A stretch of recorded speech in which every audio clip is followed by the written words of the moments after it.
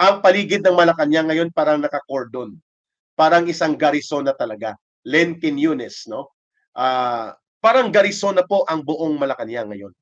Ang mga pulis na nakadeploy po umaabot na sa 2,000 hanggang 3,000 sa paligid nito at naka-full red alert po ang Presidential Security Command dito. Dahil po sa pwedeng maganap na sumiklab na malawakan at tuloy-tuloy na mga protesta, spontaneous or organized and otherwise. The ICC's Kangaroo Court, sabi for mentioning that, I read about that, no? Duterte. Takot na sila kay Eric, nayayanig sila. Yes, watching from Europe, Lizel Bea. Mga kababayan, magkakaroon po ng malaking pagkilos sa birthday ni Pangulong Duterte.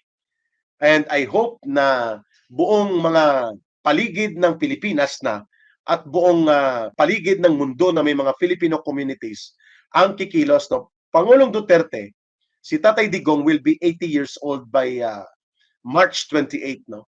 At nararamdaman ko po yan, no? Ako nga, dyan lang 8 araw lang kami halos na naidetine ng illegal nila Martin Romualdez at nila Akop at ng mga alipores ng mga abusadong Kangaroo Court ng Kongreso ni Martin, ni Tambaloslos. Nararamdaman ko po ang kalungkutan, ang pigati, ang pagkagalit sa inhustisya na ginawa. Maria 1124, thank you for the pagpapakulay. Ayun. Vilma Ibanez Angkla. Mas maganda pala yung gaya ng ginawa sa Davao na nag-walk out lang sila tapos diretsyo na kahit sa Mendiola area matatapos na. Opo, pwedeng mangyari po yan mga kababayan. Ulitin ko lang binabanggit ko Pinukaw po ng ginawang karumaldumal na pagtataksil at kriminal na akto na ginawa nila Marcos at ng mga alipores niya. Kasama po ang criminal group ng ICC na dinukot nila at ipinatapon si Pangulong Duterte sa Netherlands. Ang nangyari ngayon, in-underestimate ni Marcos ang kakayanan ng mamamayang Pilipino na magsuri, gumawa ng kanilang pagtingin sa mga kaganapan at magkaroon ng desisyon. Ito na po ang sinasabi natin. When you underestimate the will of the people to understand their situation and the will of the people to stand up for their nation, hindi pwede po na iyan ay hindi mo mapipigilan mo at makokontrol mo forever. You can manipulate some other times. You can threaten and intimidate the people some other times, but not all the time. Yan ang hindi napagandaan at nakita ni Marcos. Pwede mong paikutin ng mga tao sa gimmick at propaganda. Sa mga diskarte, sa mga publicity gimmick, sa ayuda there, ayuda here. Pero hindi habang buhay, lulukuhin mo at aapakan mo ang kapasidad ng taong bayan na makapag-intindi. Kagaya nitong isang kulukoy na hambog na akala mo siya ng pinakamatalino sa Pilipinas, itong si Richard Hidarian, no? Commentator ang kulukoy nito. Iwan ko bakit tinatawag na expert ito. I don't see him as an expert. I see him as an egoistic, pretentious intellectual, feeling intellectual na pinakamatalino sa bansa. Iniinsulto niyang Mindanao, no? Na ang Mindanao daw ay walang pinagkaiba sa sub-Saharan Africa continent na hindi umuunlad, bansot at atrasado ang mga tao at pamumuhay doon. Tarantado itong si Richard Hidarian, ano? Aliporis to ni Marcos, apologist ng Malacanang ito. Feeling intellectual lang. Hindi ko mo magaling sa mag-English at marunong magsulat ay matalino na. Ang katalinuhan ng tao po hindi nakukuha sa universidad at pag-aaral. Ang totoong katalinuhan ay nakukuha sa tamang pag-obserba at pakikisalamuha sa buhay at daloy ng lipunan at ng mamamayan. No, hambog lang ito si Hidarian. No? Hindi pa siya nagkaroon ng katapat eh.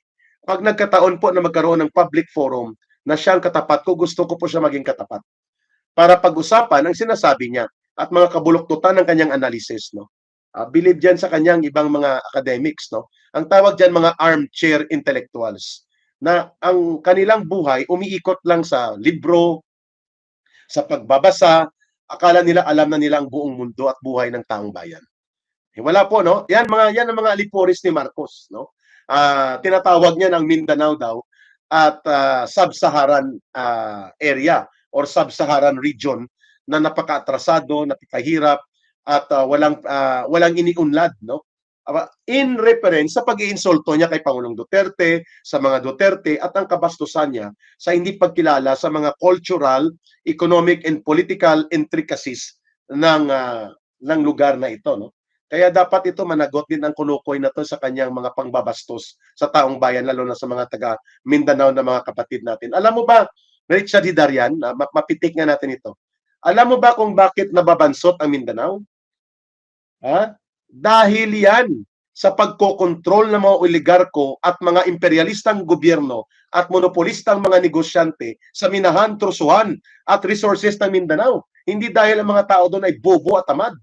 The way you are implying it, tarantado ka. No? Hindi mo ba alam na ang nagwawasak ng buhay ng mga katutubong pamayanan sa Mindanao ay ang pagre-recruit at infiltration ng NPA at ginagawang guerrilla base ang kanilang mga lugar? At yan ang sinasabi mong hindi sila umuunlad. Paano sila umuunlad? Ginagapos sila ng mga digmaan, monopolyong mga negosyo. Ang agrikultura nila kontrolado ng mga monopolistang agribusiness at mga multinational corporation. Ang kanilang mga sagingan, ang kanilang pinyahan, ang kanilang mga ginto, ang kanilang mga nikel. Huwag mong sabihin na yan ay dahil sila ay mga bobo, mga tamad. Sila ay inaalipusta. Sila ay pinagsasamantalahan ng gobyernong nasyonal at pati na po ng mga dayuhang kapitalista at monopolyo at mga imperialistang bansa. Alam mo ba yan? Sige nga, did you know about that? Na hindi umuunlad ang mga katutubong pamayanan at tribo sapagkat ginagamit sila ng NPA upang paarmasan, sulsulan at gamitin na magkaroon ng digmaan at labanan laban sa gobyerno. Paano papasok dyan ang mga investors na mga matitino? Eh, nandyan ang NPA na nanununog, nangaambos at pumapatay. At kung hindi dahil kay Duterte, hindi nawala ang malalaking formasyon at platon ng NPA sa Mindanao. Did you know that? No, ano ito talaga si itong si Darian, ano to, mahambog, no, hambog at nagmamarunong. Hindi niya alam ang historical context ng mga pinagsasabi niya. No, may katapat din yan, may patutunguhan yan ng kulukoy na ito. Hindi niya nakikita ang pagsasamantala sa mamamayang Mindanao. No, ang gusto niyang i-emphasize doon sa kanyang sub-Saharan insult ay dahil mga bulok ang politiko at that even a Duterte leadership cannot lift up Mindanao and the people there. No, ganun ang gusto niyang tirahin, no? No? Panis yan si Richard Darian. Katapat niya si Eric, si Orion Perez, panis yan. Oo nga, hayaan niyo na siya, Edward Navarro. Okay. Mga kababayan, balik tayo dito sa ano pong nagaganap ngayon sa ating bansa. Pinukaw po ni Marcos at ng kanyang mga alipores ang natutulog na damdamin at pagiging interesado ng mamamayang Pilipino na makialam at tingnan kung ano ang nangyayari sa ating bansa the way the Marcos, Romualdez, and ICC conducted a very scandalous criminal operation of abduction, rendition, and kidnapping against the former president. No? Napunta po ang atensyon ng taong bayan dito sa ngayon. Bagamat alam ng taong bayan na kurakot at bulok ang gobyernong ito, kaliwat kanan ang pagwawaldas sa kabanang bayan, malinaw din po na itong Marcos government ay mayroon pong pag-iinsulto at mababang pagtingin sa taong bayan. Kaya akala nila, kaya nilang gawin ang lahat ng hindi papalag at hindi maninindigan ang taong bayan. Ito na ngayon. Sunod-sunod na po ito, lalo na sa Mindanao. Nako, napakalakas, napakalawak, napaka-espontanyo po ng pagkilos ng mamamayan. No? Gago talaga yan, ka Eric, itong nakaka-insulto sa taga Mindanao yung ginawa ni Darian. Yan. Vote straight PDP at Ipanaw. Mabuhay ang Ipanaw sa Padayan. Si Darian natalo yan sa debate. Kuloko yan eh. Tama ka Eric, kapitalista at monopolista ang mga bansa at gobyerno sa Manila ang nagsasamantala sa mamamayan sa Mindanao. Bakit wala nagawa si Anyo? At Gibo, sabi ko nga po, ang desisyon ay nanggaling kay Marcos. John Silva, sabi ni Secretary Manny Piñol, okay? Nano-nanoni, thank you sa pagpapakulay. Hi po sir, magtitipon din kami sa Denmark. Very good, nano-nanoni. Iyan. Mga Scandinavian na yan, mga European groups ng mga Pilipino. No? Kaya niyang African nation, Kenya, in Uganda. Kaya nakakaliit kasi parang Kenya na daw tayo. Ay, maunlad ng Kenya, tinulungan ng China. Ang daming highway at train system ngayon at mga infrastructure development sa Kenya. Courtesy po ng kanyang magandang trade and economic relations with China. Tinaidor po ni si PRRD. Si Marcos po pa rin ang may pananagutan, DK.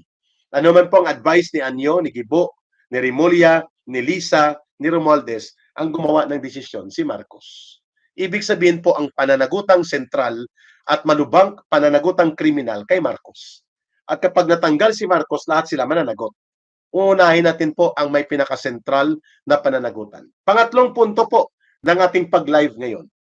When the people start to realize na may mali na nagaganap sa gobyerno at nakikita nila ang kabastusan at pagkaiskandaluso sa paggamit ng poder at pundo at nakikita nila na ito'y ginagamit lamang para manatili sa poder at maging hari-harian ang isang paksyon ng political dominant force like for this matter, ang Marcos Romualdez, mukhang pinukaw ni Marcos ang interes ng taong bayan na manindigan. Ito po ang nakikita nating patutunguhan ng naganap na pagkadukot kay Pangulong Duterte. The days of disquiet and the nights of rage are coming. Or the nights of disquiet and the days of rage are forming. Nabubuo po ang mga araw ng pagkagalit at ang mga gabi ng pagkaligalig ng taong bayan. Doon na po papunta ito, mga kababayan. The only way for Marcos to stop this is to rectify and correct the criminal error na ginawa nila in what is that? Bring back Duterte to the Philippines and let the course of justice system and our legal process take their course in the Philippines. Kung gusto niya talagang sabihin na may dapat i-review at may pananagutang naganap doon sa mga possible abuses sa war on drugs, bring Rodrigo Duterte to the Philippines back. At ibigay ang kanyang karapatan na ipagtanggol ang kanyang sarili at irespeto ang mga garantiya ng batas at saligang batas. Yan, pwedeng magpakalma yan.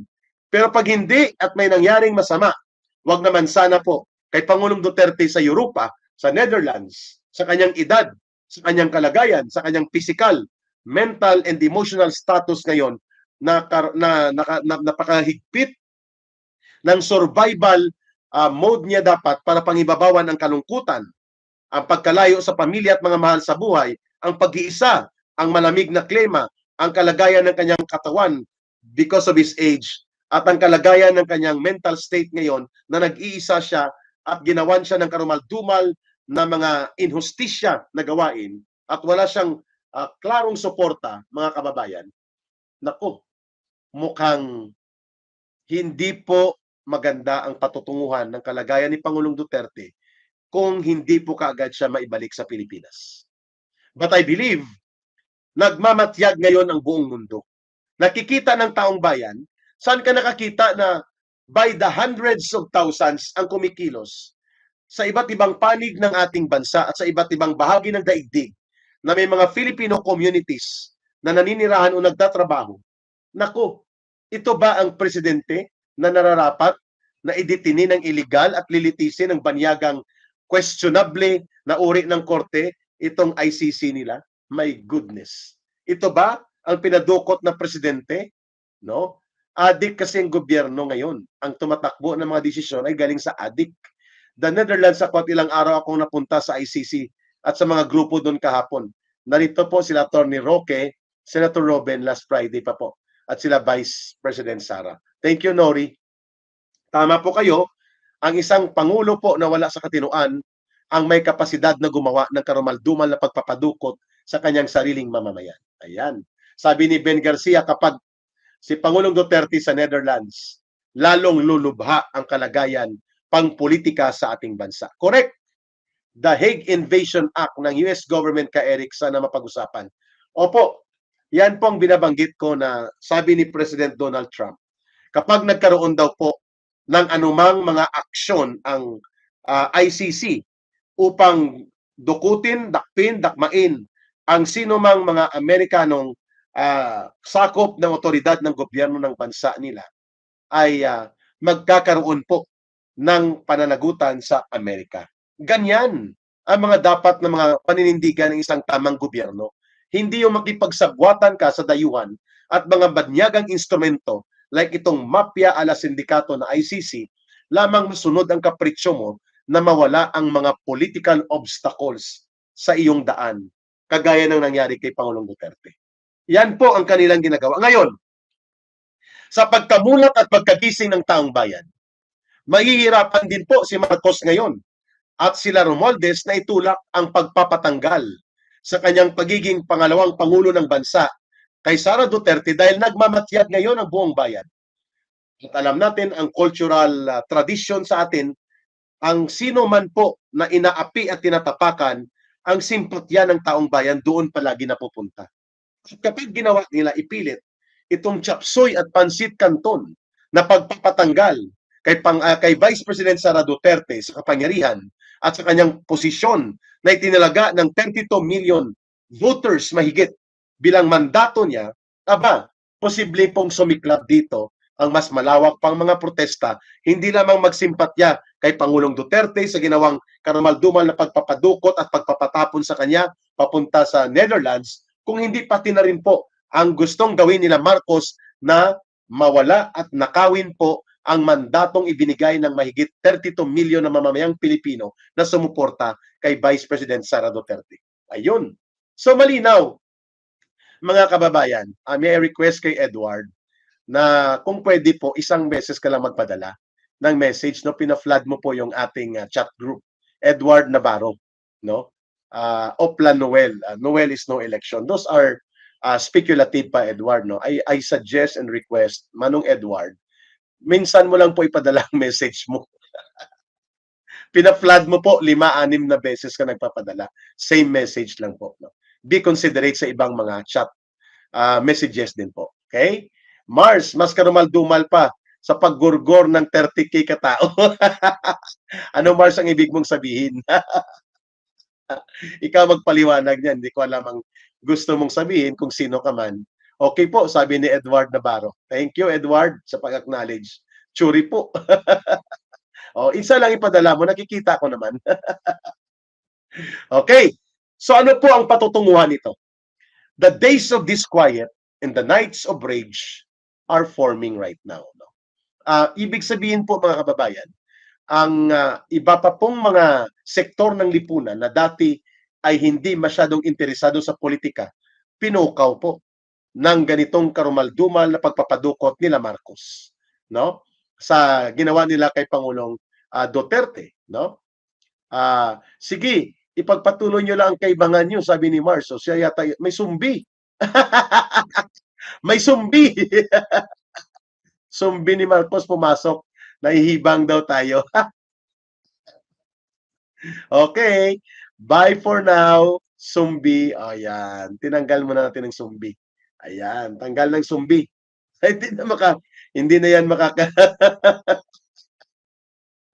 hindi na yan pwede dito sa atin ng sumbi. Okay? Tanggal ng sumbi. Go na tayo. Mga kababayan, malinaw po na there is a pattern now of a rising and developing strong political movement na pwede pong sumambulat into a national political confrontation against the administration of Marcos. No?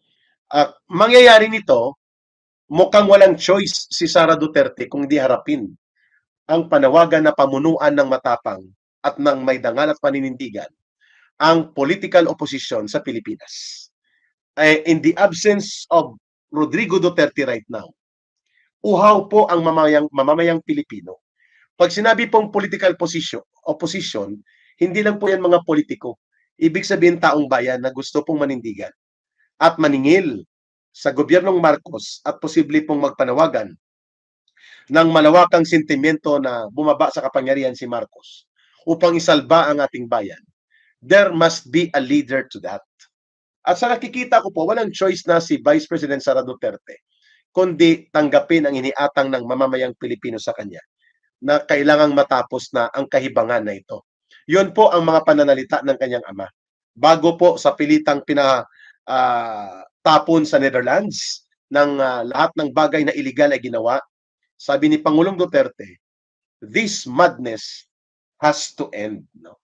Ibig sabihin po, Nelia Pagaspas Abudi, may prayer rally po sa Toronto 2 p.m. po Toronto time, 2 a.m. sa Pilipinas. Thank you po for the information, Nelia. I-announce ko po yan dito.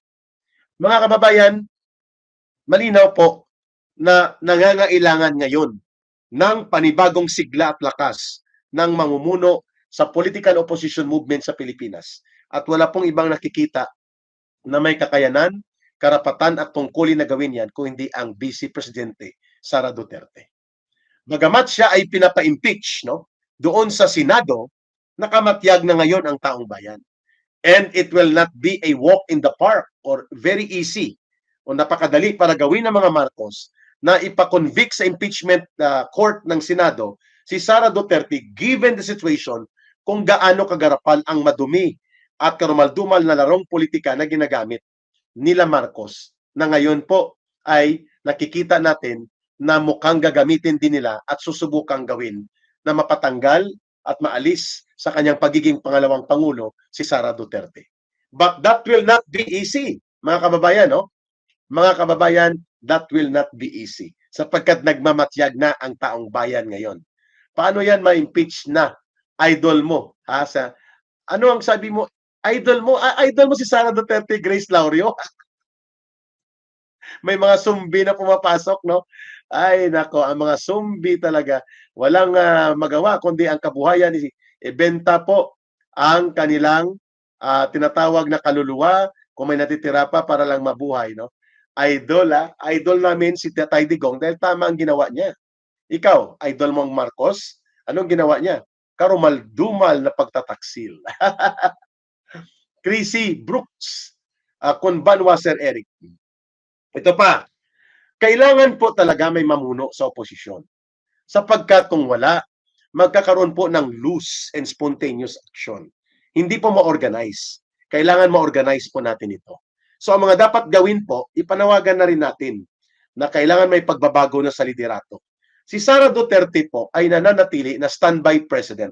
Ibig sabihin po, kapag nakikita ng taong bayan at taong bayan na magsasalita na hindi na po tugma sa tama ang pamamalakad ng gobyerno ni Marcos, ginagawa niya po ang pang-aabuso, kaliwat ka ng korupsyon at nanganganib po na bumagsak ang gobyerno, ang ekonomiya at lulubha pa po ang mga hidwaang politika, may karapatan ng taong bayan na ipanawagan na umalis siya sa kapangyarihan ng mapayapa by way of resignation or by way of forced resignation. Ibig sabihin po, kailangan mag-develop ang political opposition movement at mapapabilis natin na mapabalik si Pangulong Duterte sa Pilipinas kapag nawala si Marcos sa kapangyarihan. Ayan. Jocelyn Moreno, may prayer rally din po sa Montreal, Canada kahapon. Ayan. Alisin na yung mga sumbi. Kay Eric, God is good all the times.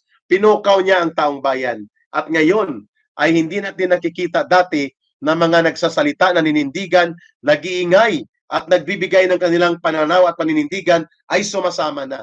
Sir, kailangan ng ma-impeach na si Marcos.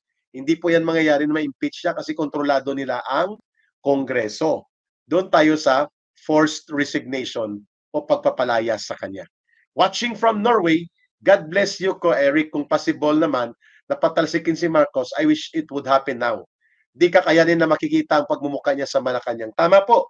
The more that Marcos stays in power, the more that our country will delve into a deep sea of crisis. Sa malalim po na dagat ng pagkalugmok sa krisis. Yan po ang posibleng mangyari sa atin. Kaya mahalaga po na magkaroon ng pagbabago sa gobyerno. And one form of that is ipanawagan na po ang pagpapaalis kay Marcos sa mapayapang pamamaraan. Kapag po naging matagumpay po ang pagdevelop ng political opposition, naging malakas po ang tinig ng mamamayan, lumalawak po ang pagpuprotesta sa mapayapang pamamaraan, magkakaroon ito ng realization on the part of the military forces. Thank you, Ronamit, sa pagpapakulay. Na hindi na po tama na nagaganap ang ganitong malubhang bangayan sa politika na posibleng ikalugmok ng buong ekonomiya. And the source of the crisis is Marcos because sa kanyang uri ng baluktot na pagpapatakbo ng gobyerno at nawawaldas ang kaba ng bayan, lumalaganap ang korupsyon, nanunumbalik ang krimen, at lumalakas ang loob ng mga abusado sa gobyerno at gumagamit ng mga iligal na mga hakbang kagaya ng kriminal na hakbang na ipadukot mo ang iyong sariling mamamayan at ipatapon mo sa ibang bansa at ipapalitis mo sa banyagang dayuhang instrumento na walang karapatang mangialam sa atin, lamang masunod ang kagustuhan mo na manatili kayo sa poder. Yan ang mga dahilan kung bakit palayasin na si Marcos. No? May nagsusunog na sa picture ni Marcos. Yes, may nakita na ako na may nagsusunog ng picture ni Marcos. Where is Lisa? I don't know. Hindi naman po siya mahalaga, me too. Ang mahalaga dito, mapalaya si Marcos. No? Those who are around Marcos are not important because they do not exercise power. Marcos is the one exercising power. So pag nawala si Marcos, lahat sila po mawawala na rin. No? Sumabog sa galit si Mayor Basti. Malapit ng mandagit ang mga agila.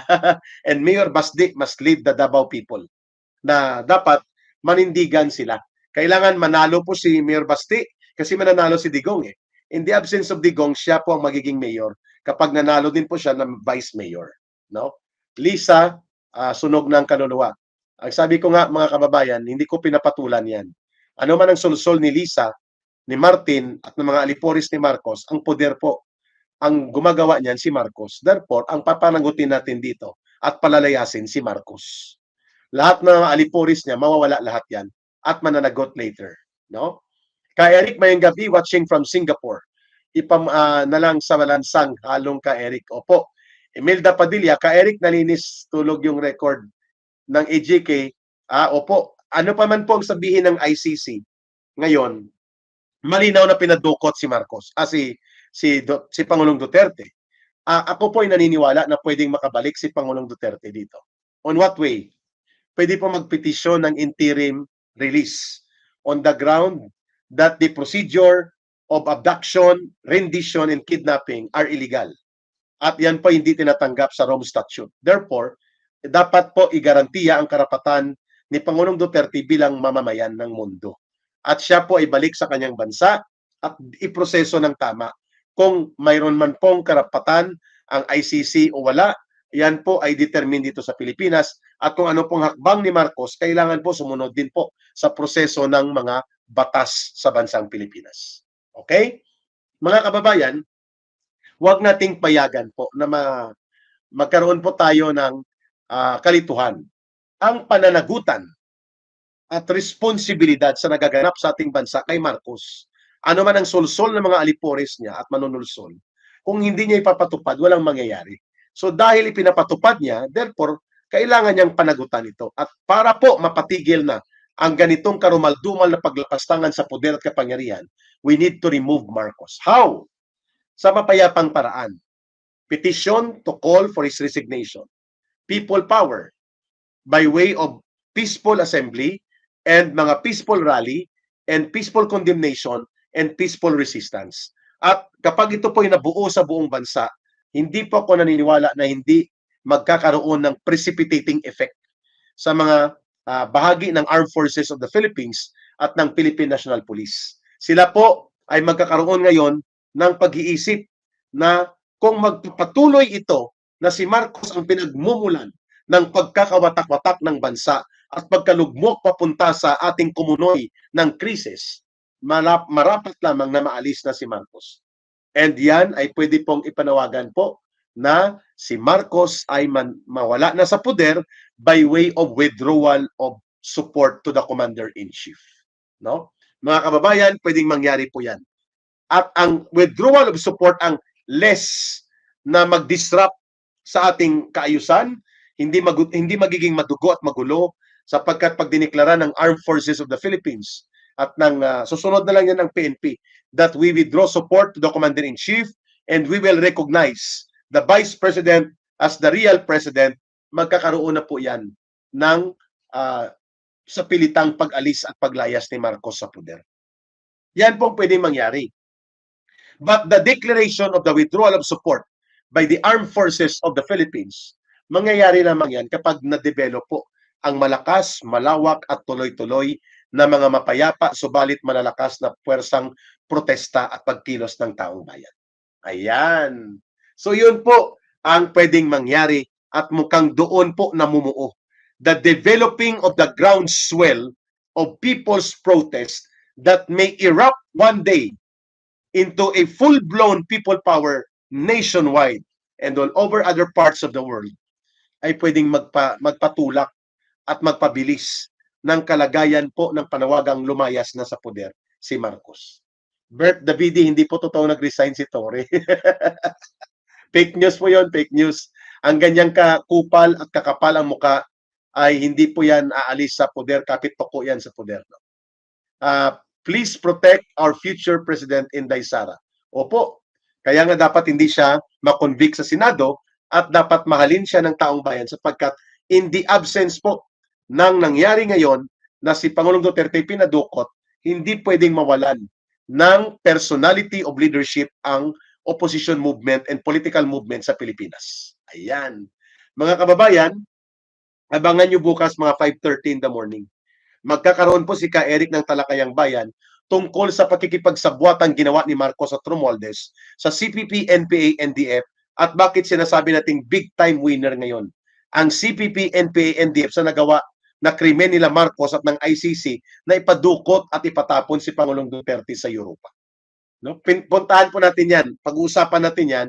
Tomorrow, 5:30 in the morning, magkakaroon ako ng Talakayang Bayan tungkol dyan at mabibigyan tayo ng karagdagang analysis. Pero ngayon, lahat po ng forma ng pagtulong to voice out our sentiments, gawin na po natin. Mga pagtitipon-tipon sa plaza, pagtitipon-tipon sa barangay, mga petition, mga signature campaign to call for Marcos to resign, mga kung ano pong forma na mapayapa, small groups discussion, town hall meetings, gawin po natin yan sapagkat nakakatulong po yan, including prayer. Let's make it a habit na every 6 p.m. po, magkakaroon tayo ng candle lighting wherever we are, 3, 4, 5 katao, at magkaroon tayo ng solidarity prayer na ipanawagan ang pagpapabalik kay Pangulong Duterte sa Pilipinas at ipanawagan po ang paglayas ni Marcos sa poder. So kapag ginagawa natin po yan, nagkakaroon ng tinatawag na snowballing effect.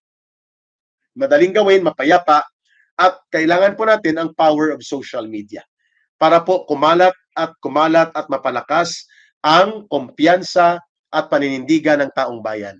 Sapagkat ang nangyari kay Pangulong Duterte is a conscience test to the entire Filipino nation. At yun nga mga kababayan, anong masasabi niyo sa balitang ito? Maaring ihayag ang inyong opinyon at kuro-kuro sa comment section sa ibaba. Huwag din kalimutang mag-like, mag-subscribe at mag-share sa bidyong ito. Maraming salamat sa panonood.